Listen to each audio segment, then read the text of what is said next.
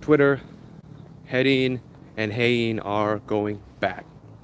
They are going back to Ador, they're going back to Hyein, they're going back to their original agency and original contracts that expire approximately in the middle of 2029.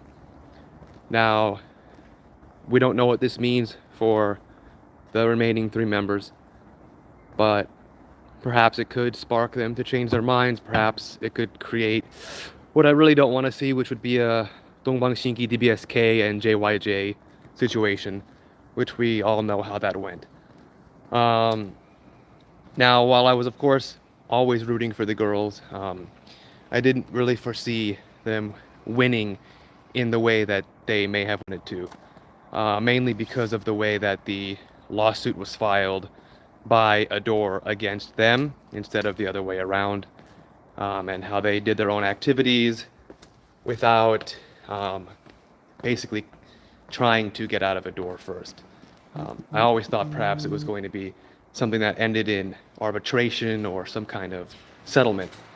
But with the recent the recent judge and judgment that came down, it was pretty clear that at least the lower court was not having it. And the chance of appeal, of course, you have three chances to have your case heard in Korea. But the time that's going to take and the things that were said made it seem pretty unlikely that they would entertain a full contract termination. There are certain parts of it that I think a higher court would overturn or see differently.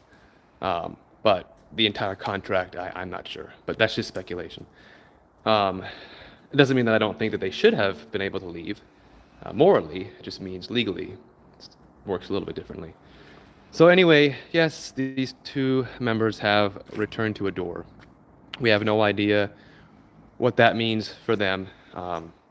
If that means that they're going to promote as Newjeans with two, just as DBSK TVXQ did when JYJ left. I'm sorry that it's so dark over here. Or if that means they're going to be solo artists, or we don't know what that means. We have absolutely no idea what that means for Newjeans. I'm hoping that we'll see something positive happen in the coming days, or perhaps something said, at least a statement from Minji and Danielle and Hani, because we need to know what the future of the group holds. And it's not just the future of the group, it's also the future of K-pop and these types of contracts. And I don't want to use the word slave contract, but I just did. I've been covering this stuff since 2012, so it is what it is. We don't want to see JYJ happening again with 3 and 2.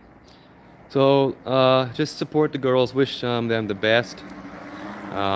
We'll, I guess, be able to see them hopefully pretty soon. As for the remaining 3, let's just see what they decide to do. I personally would hope that they maybe just decide to kind of come to a settlement with Ador and stick it out for the next 3.5 years and then leave in 2029. And by that time they can start their own agency or something like that. I know that's not what they want, and I know that there's a lot of things that have happened, but at this point, as much as I feel bad for them and agree that they need to be treated better, I don't want to see them throw their careers away entirely, which we already saw with JYJ, who they threw their careers away at that point. Not saying that they weren't justified in a lot of the things that happened. They won their suit, they won their lawsuit, and they still got blacklisted and threw their careers away from for music making.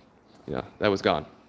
I watched one of my first K-pop concerts was the free JYJ concert that was supposed to be paid for. Then it was free because they couldn't get a visa for performing, so they did them for free. That was a long time ago. I was in high school. So we don't want to see that happen again. So anyway, that's the news. You can see it on Twitter. It's on Ador's Twitter.